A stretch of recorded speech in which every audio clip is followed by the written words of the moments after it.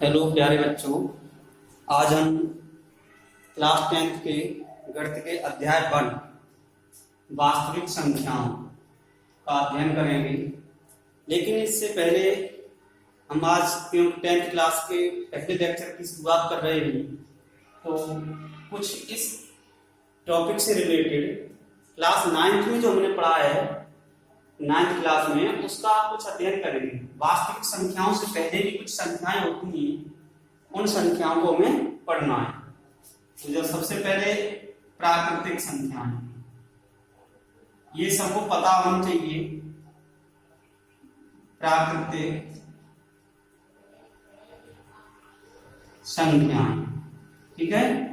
प्राकृतिक संख्याएं क्या होती हैं? जो काउंटेबल नंबर होते हैं, गिनने योग्य, जो वस्तुएं हम गिन सकते हैं, जिनको जिन संख्याओं में गिना जाता है, वो प्राकृतिक संख्याएं कहलाती हैं। इनको हम गणना वाली संख्याएं भी बोलते हैं, जो हमेशा 1 से प्रारंभ होती है। मैं शॉर्ट में थोड़ा सा बता दे रहा हूं। जो संख्याएं 1 से प्रारंभ होती हैं, 1 है, 2, 3, 4 अप टू, ये सभी प्राकृतिक संख्याएं हैं। इसके बाद पूर्ण संख्याएं, पूर्ण संख्याएं, प्राकृतिक संख्याएं पूर्ण संख्याएं नहीं है, इसमें शून्य शामिल नहीं है। अब हम अगर प्राकृतिक संख्याओं में शून्य को शामिल कर लें, जो शून्य से स्टार्ट होती हैं वो पूर्ण संख्याएं होती हैं, ठीक है। ये पूर्ण संख्याएं हो गई। छोटा छोटा मैं बता दे रहा हूं, इससे तुम्हें समझ में आता है। प्राकृतिक संख्याएं हो गई, पूर्ण संख्याएं हो गई, पूर्णांक,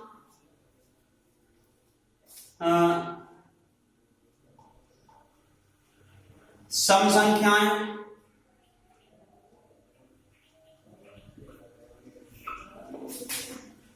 सम संख्याएं जो 2 से विभाजित होती हैं, वो सभी संख्याएं कैसी कहलाती हैं? सम संख्याएं होती हैं। 2, 4, 6, 8 अप टू। और विषम संख्याएं,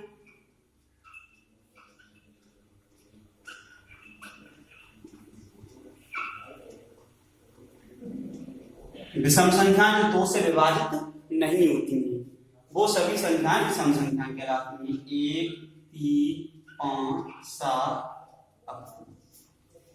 तो ये तो इन्हीं संख्याओं में सभी। अब पूर्णांक की बात करते हैं।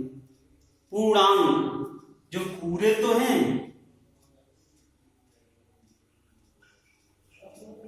जैसा कि इनका नाम है पूर्णांक, यानी पूरा अंक। अब तक हम केवल प्राकृतिक संख्याएं ऋणात्मक नहीं होती हैं, ये ध्यान रखेंगे। पूर्ण संख्याएं ऋणात्मक नहीं होती हैं। सम संख्याएं, विषम संख्याएं, ये जब हम पूर्णांकों की बात करेंगे तब सम ऋणात्मक होंगे। तो देखिए, अब पूर्णांकों में, पूर्णांक का मतलब है जो पूरे अंक हो, चाहे वो धनात्मक हो या ऋणात्मक हो। ये हम पढ़ चुके हैं, पहले से पढ़ते चले आ रहे हैं। 0 एक पूर्णांक है, प्लस माइनस 1, चाहे धन का हो या ऋण का हो, ठीक है। चाहे धनात्मक पूर्णांक हो या ऋणात्मक, वो पूर्ण अंक होते हैं, वो सभी पूर्णांक कहलाते हैं हमारे। अब इससे रिलेटेड जो हमारी वास्तविक संख्याएं हैं, इनसे रिलेटेड जो में परिभाषाएं हैं, उनकी बात करते हैं, जो हम पढ़ के आए हैं 9th में। हमने बहुत अच्छे से पढ़ी है उनको, तो ये तो सबको पहले से ही पता होती है, फिर भी मैंने छोटा छोटा इनको बता दिया है। अब बात आती है परिमेय संख्याओं की। परिमेय संख्याएं मैं यहां पर लिख रहा हूं, परिमेय संख्याएं।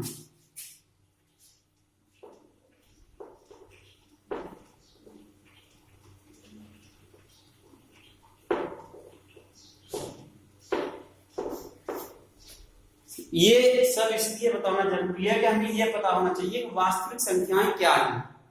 तो परिमेय संख्याएं जिन संख्याओं को हम P/Q के रूप में व्यक्त कर सकते हैं, वो सभी परिमेय संख्याएं कहलाती हैं। P और Q पूर्णांक हैं, Q का मान 0 नहीं होना चाहिए। तो मैं यहां पे इसकी परिभाषा लिख दे रहा हूं।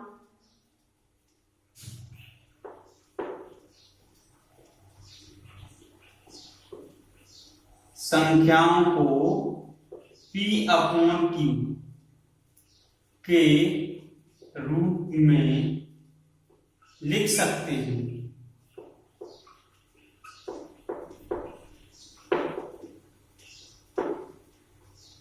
परमेय संख्याएं कहलाती हैं।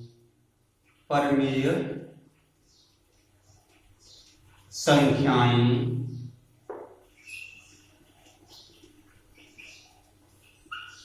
कहलाती, लेकिन कहलाती हैं जहां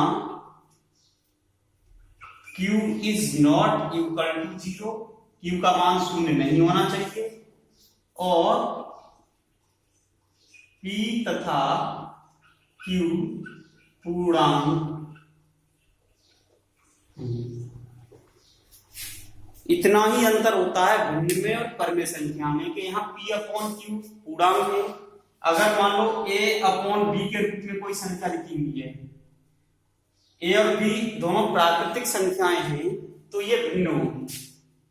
ठीक है, जैसे मैंने लिख दिया 2/3, ये एक भिन्न भी है, और यहां लिख दिया -2/3। इसमें ये तो भिन्न है क्योंकि ये और ये दोनों प्राकृतिक संख्याएं हैं। ये भिन्न नहीं है क्योंकि इसमें ये पूर्णांक तो है, प्राकृतिक संख्या नहीं है, तो ये वाली भिन्न नहीं होगी। तो प्रत्येक भिन्न को तो हम P/Q के रूप में लिख सकते हैं। तो प्रत्येक भिन्न परमेय संख्या होती है, लेकिन प्रत्येक परमेय संख्या भिन्न नहीं होती है। ये थोड़ा सा अंतर मैंने तुम्हें बता दिया। और अपरमेय संख्याएं, इसके बाद आती हैं अपरमेय संख्याएं। अपरमेय संख्याएं, अपरमेय संख्याओं की बात करें, हालांकि वास्तविक संख्याओं के बारे में पहले भी पढ़ा है हमने। अपरमेय संख्याएं क्या है? जिन संख्याओं को हम P/Q के रूप में नहीं लिख सकते हैं, वो सभी अपरमेय संख्याएं हैं। जैसे √3 है, परफेक्ट स्क्वायर नहीं होता है, उसका कोई भी एंड नहीं, नॉन टर्मिनेटिंग है। तो जिन संख्याओं को हम P/Q के रूप में नहीं लिख सकते, वो सभी संख्याएं क्या कहलाती हैं? हमारी अपरमेय संख्याएं कहलाती हैं। अब बात आती है वास्तविक संख्याओं की, जिनकी हम चर्चा कर रहे हैं, जो इस अध्याय का नाम है वास्तविक संख्याएं। अब देखिए वास्तविक संख्याएं क्या होती हैं। वास्तविक संख्याएं, वास्तविक संख्याएं क्या है? क्योंकि परमेय संख्याओं में को P/Q के रूप में लिख सकते हैं, अपरमेय संख्याओं में वो संख्याएं आ जाती हैं जिन्हें हम P/Q के रूप में नहीं लिख सकते। तो अशांत आवर्ती जो होती है संख्याएं, वो सभी अपरमेय होती हैं। तो अब जितनी भी संख्याएं हैं, सभी परमेय और अपरमेय संख्याएं, सभी परमेय और अपरमेय संख्याएं,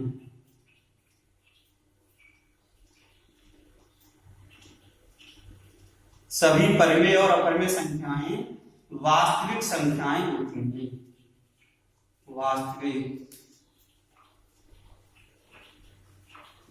संख्याएं होती, सभी परमेय और अपरमेय संख्याओं को मिला दिया जाए, क्योंकि सभी प्राकृतिक संख्याएं परमेय संख्याएं हैं, सभी पूर्ण संख्याएं परमेय संख्याएं हैं, सभी पूर्णांक परमेय संख्याएं होती हैं। अब अपरमेय में √3 है, √2 है, √5 है, जिनके जो परफेक्ट स्क्वायर नहीं है, पूर्ण वर्ग संख्या नहीं है, वो सभी अपरमेय संख्याओं में आ जाती हैं। या तो ये सभी जो संख्याएं होंगी, इनमें सारी संख्याएं आ गई जितनी भी पढ़ी है इनमें, तो उसमें वास्तविक संख्या क्या होती है? सभी परमेय और अपरमेय संख्याएं वास्तविक संख्याएं होती हैं। इसमें इस अध्याय में हमने संख्याओं के बारे में पढ़ा है। सबसे पहले जो हमें पढ़ना है, अब जो मेन चीज है उस पर आते हैं। मेन टॉपिक इसका पहला आर्टिकल जो है वो है इसका कि पहला आर्टिकल है यूक्लिड विभाजन प्रमेय का।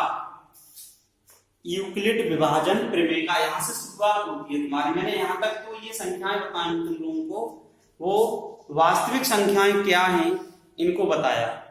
अब हम यूक्लिड, इसका जो मेन टॉपिक है, मुख्य आर्टिकल है जहां से हम शुरुआत करेंगे, वो इस पर आते हैं। तो देखिए वो क्या है।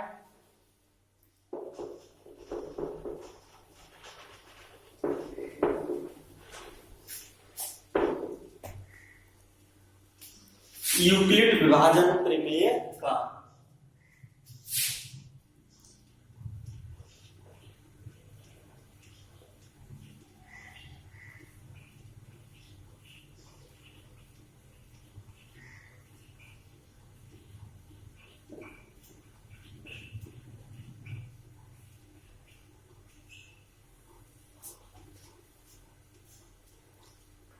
यूक्लिड विभाजन प्रमेय का है लेमा। सबसे प्रमेय तुम लोगों ने पढ़ी है, अभी 9th में भी पढ़ी होगी। प्रमेय हम 9th में पढ़ के आए, कई प्रकार की प्रमेय हैं। अब यहाँ पे यूक्लिड विभाजन प्रमेयिका के नाम से दे रहा है। प्रमेयिका होती है लेमा, इंग्लिश बोलते हैं। और ये ऐसा कथन होता है जो प्रॉपरली सिद्ध होता है। इसका प्रयोग करके हम अन्य प्रमेयों को, इस कथन का प्रयोग करके अन्य प्रमेयों को सिद्ध करते हैं। तो देखिए इसमें है क्या।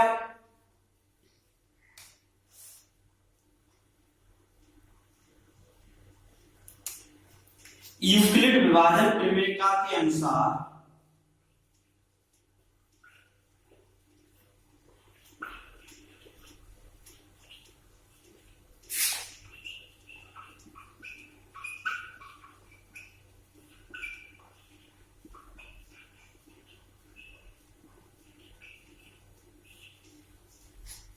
यूक्लिड विभाजन प्रमेयिका के अनुसार किन्हीं दो धनात्मक पूर्णांकों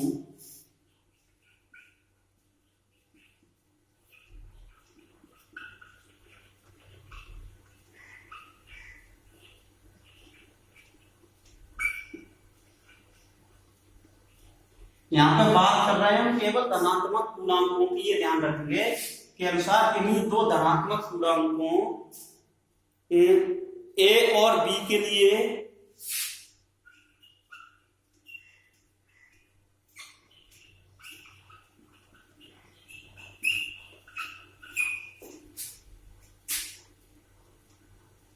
हम दो पूर्ण संख्याओं Q और R,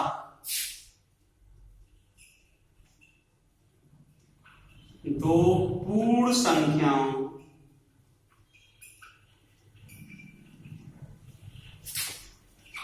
Q और R को इस प्रकार ज्ञात करते हैं कि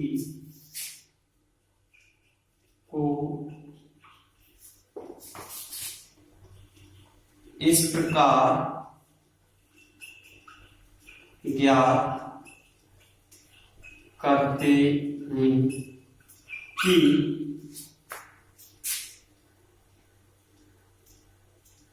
A बराबर BQ प्लस R, जहां R का जो मान होगा वो हमेशा ध्यान रखेंगे 0 के बराबर, 0 is less than equal to R is less than equal to B। यानी R का जो मान है वो या तो 0 के बराबर या 0 से बड़ा होगा और B से हमेशा छोटा होगा। B के बराबर भी नहीं हो सकता, B से छोटा होगा। और जहां A B ये है क्या,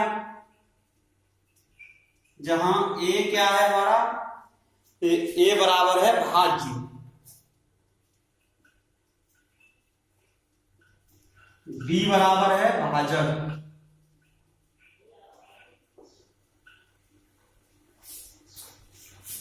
Q भागफल और R शेषफल है। Q बराबर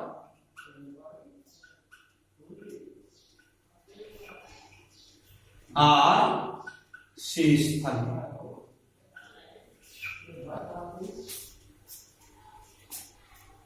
अर्थात किसी भी संख्या के लिए, धनात्मक पूर्णांक के लिए हम कैसे लिख सकते हैं, भाज्य बराबर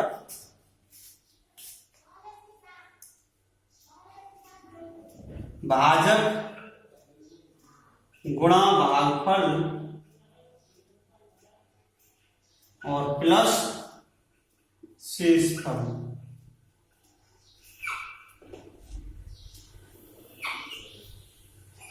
ये है हमारी यूक्लिड विभाजन प्रमेय का। यूक्लिड विभाजन प्रमेय का के अनुसार किन्हीं दो धनात्मक पूर्णांकों a और b के लिए हम दो पूर्ण संख्याओं q और r को इस प्रकार ज्ञात करते हैं कि a बराबर bq प्लस r, जहां r का जो मान होगा वो 0 से बड़ा या बराबर b से छोटा होगा हमेशा। a क्या है? भाज्य है, b भाजक, q भागफल, r शेषफल है। तो जैसे इसमें बहुत से संख्याएं आएंगी, लेकिन इस चैप्टर में हमारा जो उद्देश्य है इस यूक्लिड विभाजन प्रमेय का आपको पढ़ने का, वो केवल एक ही उद्देश्य है, दो संख्याओं का HCF ज्ञात करना, मासा ज्ञात करना। जैसे अब मान लो हमारे पास कोई संख्या है 7, ठीक है। अब 7 को हमने 3 से डिवाइड किया, 3 दूनी 6, कितना बचा? 1। इसमें ये क्या होता है हमारा? ये होता है भाजक, ये भाजक है। 7 क्या है? भाज्य है। भाज्य का मतलब जिसको तोड़ा जा रहा है। ये भागफल है और ये शेषफल है जो बचता है, शेषफल हो गया। तो हम 7 को इस रूप में अगर हम लिखना चाहें तो हम 7 को कैसे लिख सकते हैं? 7 इज इक्वल टू, यानी a का मान कितना है? 7 जो भाज्य है, और b का मान कितना है? 3 गुणा q क्या है हमारा? भागफल, भागफल कितना आया? 2, और प्लस शेषफल, शेषफल कितना आया? 1। तो किसी भी धनात्मक पूर्णांक को अगर हम भाग देते हैं तो इस कंडीशन में हम प्रत्येक धनात्मक पूर्णांक को इस रूप में लिख सकते हैं, जो ये रूप है यूक्लिड विभाजन प्रमेय का। ठीक है। तो अब 3 दूनी 6 और 1 7, 7 के बराबर आ रहा है। तो इसको प्रत्येक धनात्मक पूर्णांक को हम इस रूप में लिखेंगे, यानी क्या है हमारे पास? किन्हीं दो धनात्मक पूर्णांकों a और b के लिए हमारे पास दो धनात्मक पूर्णांक दिए गए हैं, तो हम q और r अपनी तरफ से इस विधि द्वारा हम ज्ञात कर सकते हैं। तो ये a हो गया, ये b हो गया, ये q हो गया, ये r हो गया। हालांकि इसका जो सबसे ज्यादा प्रयोग है वो किसमें है? हमारा दो संख्याओं का HCF ज्ञात करने के लिए।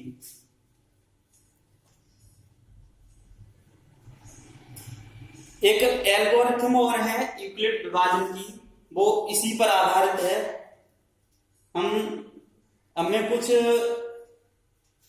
इसकी विधि बताता हूं कि हम कैसे ज्ञात करेंगे दो संख्याओं का HCF कैसे ज्ञात करना यूक्लिड विभाजन प्रमेय का द्वारा। ठीक है, इसका स्क्रीनशॉट लेना चाहें ले लें।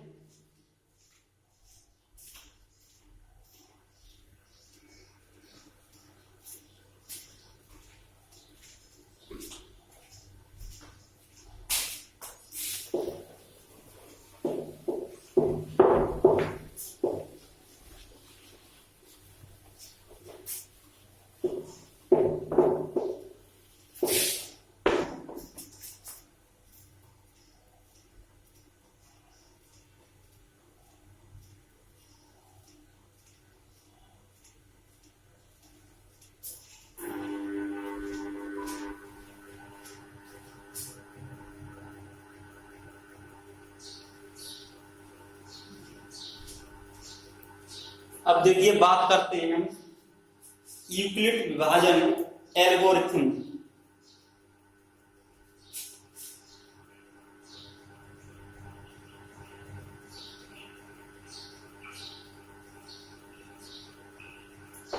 ये यूक्लिड विभाजन प्रमेय का पर ही आधारित है, और इसका जो सबसे मुख्य प्रयोग है यहाँ पे अपने सिलेबस में, वो है केवल दो संख्याओं का HCF ज्ञात करना। मैं इसकी डिटेल्स में नहीं जा रहा हूं ज्यादा, केवल इतना बताता हूं।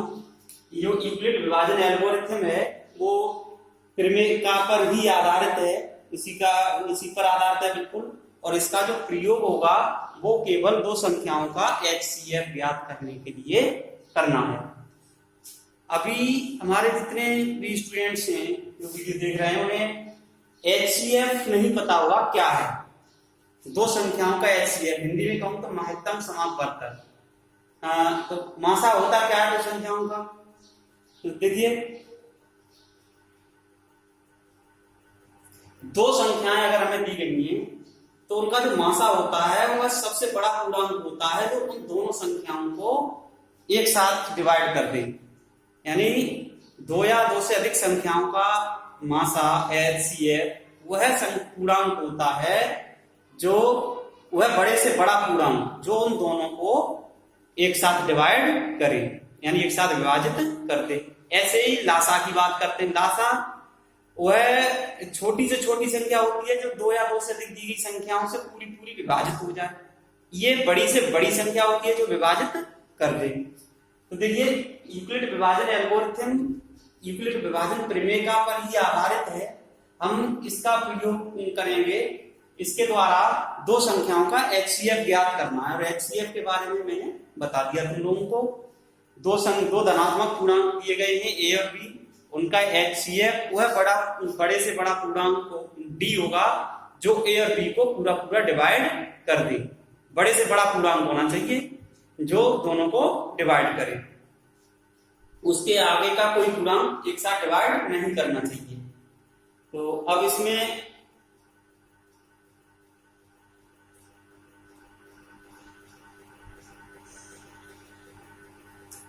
यूक्लिड विभाजन एल्गोरिथम के द्वारा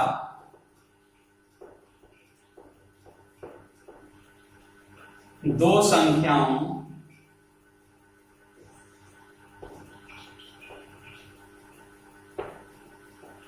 का HCF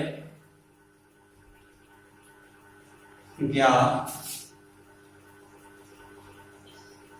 करने की विधि। यूक्लिड विभाजन एल्गोरिथम के द्वारा दो संख्याओं का HCF ज्ञात करने की विधि। सबसे पहला पॉइंट क्या है हमारा?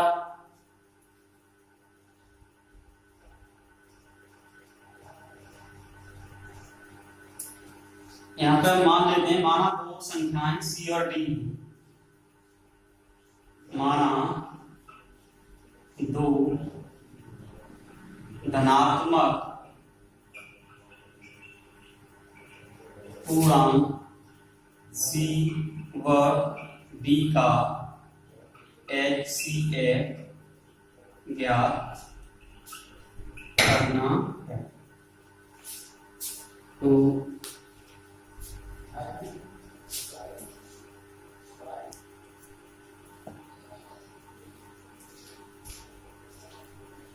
देखिए, अब यूक्लिड विभाजन एल्गोरिथम के द्वारा दो संख्याओं का HCF ज्ञात करने की विधि है।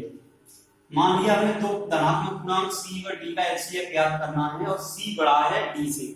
ये भी ध्यान रखना है कि दोनों संख्याओं कौन सी संख्या बड़ी है। जो बड़ी होती है C बड़ा है D से। पहला चरण, 3 चरणों में ये प्रक्रिया पूरी हो जाती है। हालांकि मैंने यहाँ लिखा है, उदाहरण से एक से समझा दूंगा। C और D के लिए यूक्लिड विभाजन प्रमेय का प्रयोग कीजिए। यूक्लिड विभाजन प्रमेय का प्रयोग का मतलब हमें ऐसे Q और R ज्ञात करने हैं, इसलिए हम ऐसे Q और R ज्ञात करते हैं कि C बराबर DQ प्लस R। यानी C बड़ा है तो C को DQ प्लस R के रूप में लिखा जा सकेगा। ये Q, ये क्या है हमारा? ये भाज्य, भाजक, भागफल, शेषफल। R का मान जो होगा वो 0 से बड़ा होगा और D से छोटा होगा। यदि R बराबर 0 मान लो, यहाँ पे R का मान ऐसी कोई संख्या आ जाती है कि R का मान 0 प्राप्त हो गया, R का मान 0 प्राप्त हो गया, तो ये जो D है जो भाजक होता है वो C और D का HCF होगा। ये D, ये जो भाजक होता है, अगर R 0 आता है तो ये है जो D, ये क्या होगा? C और D का HCF हो गया। अब कंडीशन ये है, यदि R बराबर 0 तो D पूर्णांक C और D का HCF हो गया।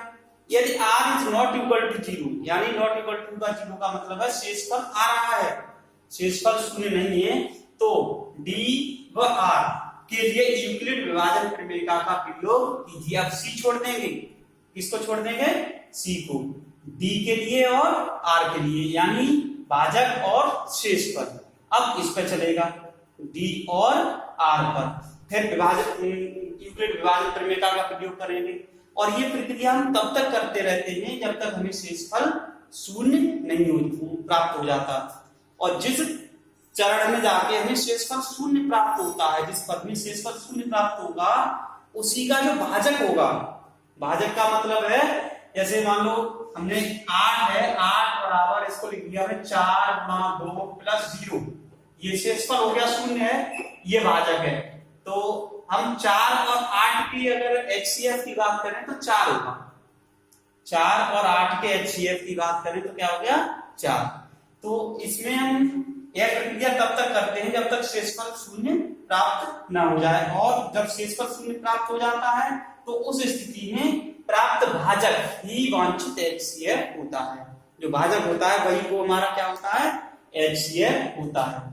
अब इसके लिए मैं आगे सवाल बताता हूं आप लोगों को, एक्सरसाइज है इसकी।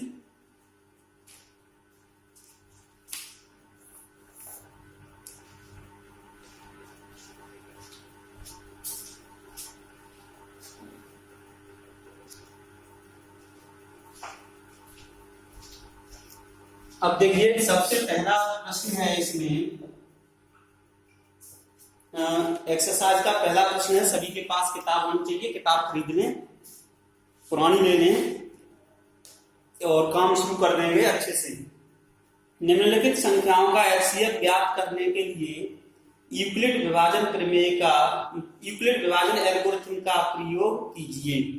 यानी यूक्लिड विभाजन एल्गोरिथम के प्रयोग द्वारा इस प्रकार के 3 खंड दिए गए हैं, उनका HCF ज्ञात करना है। एक मैं बता रहा हूं, बाकी के 2 तुम्हारे लिए गृह कार्य में रहेंगे, 135 और 225। तो सबसे पहले हमें करना क्या है, देखिए जहां एक 225 बड़ा है किससे? 135। तो सबसे पहले हम क्या करेंगे, 225 और 135 पर यूक्लिड विभाजन प्रमेयिका का प्रयोग करेंगे। तो देखिए अतः 225 तथा 135 पर यूक्लिड विभाजन प्रमेयिका का प्रयोग करने पर, अब इसका प्रयोग करेंगे तो मैंने क्या बताया था, 2 धनात्मक पूर्णांक हैं 225 और 135। हमें ऐसे Q और R ज्ञात करने हैं, ये याद होना चाहिए प्रमेयिका कि 225 बराबर, अब देखिए 225 में अगर हम 135 में 1 का गुणा करते तो 135 आएगा, 2 का गुणा कर देंगे तो 270 हो जाएगा, जो 225 से ज्यादा है। तो ये एक बार ही इसको डिवाइड कर सकता है, तो 135 गुणा 1 प्लस, अब 135 गुणा 1, अब कितने और बचेंगे? Plus 90, plus 90। अगर हम इसको 135 और 90 को 135 का 1 गुणा किया, एक बार गया, 90 शेषफल बचेगा। ठीक है, अब मैं ये चीज बार बार नहीं लिख रहा हूं, मैंने ये बताया था जब चरण लिखाए थे, इन चरणों को हम तब तक करते हैं। यहाँ शेषफल कितना हो गया? 90, और भाजक हो गया 135। क्योंकि शेषफल 0 नहीं है, हम क्या लिखेंगे, जहां शेषफल बराबर 90 है, जो शून्य नहीं, जो शून्य नहीं है, तो फिर नए भाजक और शेषफल में हम यूक्लिड विभाजन प्रमेयिका का प्रयोग करते हैं।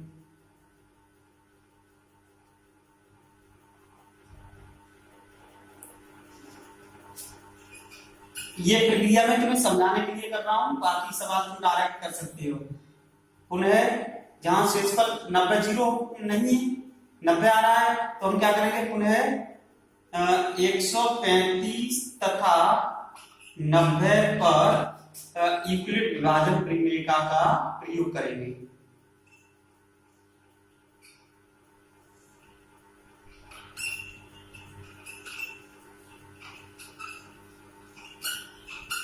प्रमेयिका का प्रयोग करने पर।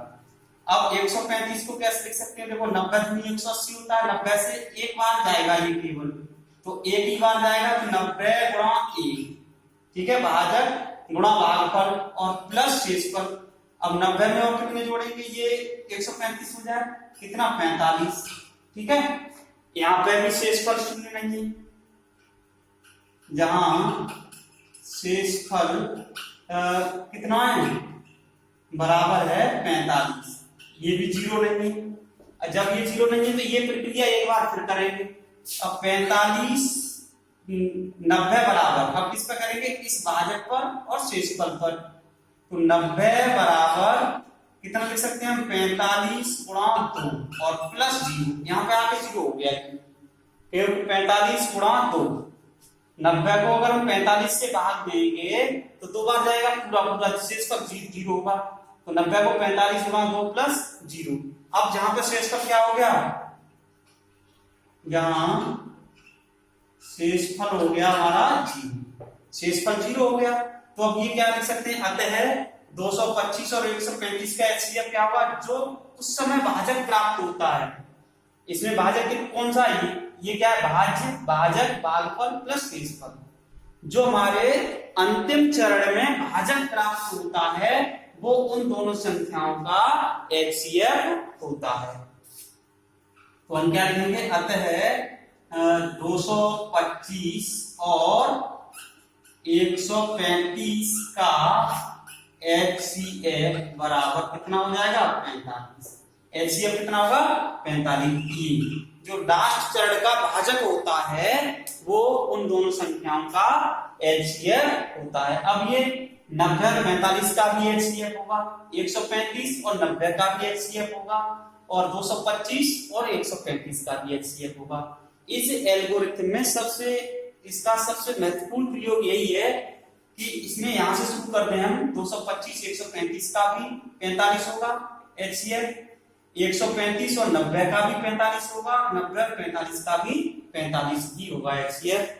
इसी प्रकार से इसके 2 पार्ट और हैं, वो तुम्हें स्वयं करने हैं, आगे का काम कराएंगे।